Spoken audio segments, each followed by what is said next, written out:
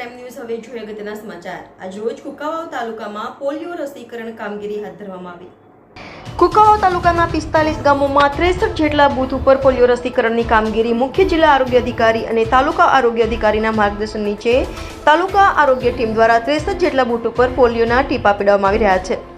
સાથે સાથે bus stand તેમજ રેલવે સ્ટેશન ઉપર પણ પોલિયોના ટીપા પીવડાવવાની તેમજ શ્રમિકોના બાળકોને વાડી વિસ્તારમાં બાકી ના રહી જાય તે માટે તકેદારી રાખવામાં આવી રહી છે।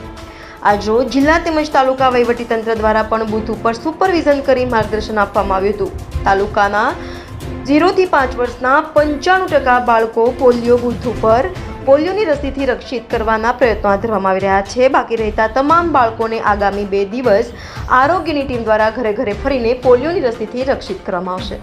અહેવાલ Rasik Vegda, city crime news, Kukavav.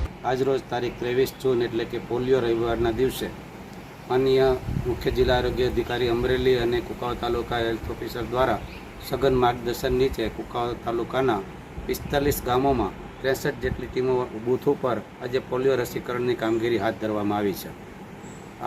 અત્યાર સુધીમાં ત્યાં આગળ 90% કામગીરી જેવી પૂર્ણ કરવામાં આવી છે અને સાંજના 5 વાગ્યા સુધીમાં 95% અપ કામગીરી થાય અને 0 થી 5 વર્ષના તમામ બાળકો પોલિયોથી રસીકરણથી રક્ષિત થઈ જાય એ માટેના તમામ પ્રયાસો હાથ ધરવામાં આવી રહ્યા છે।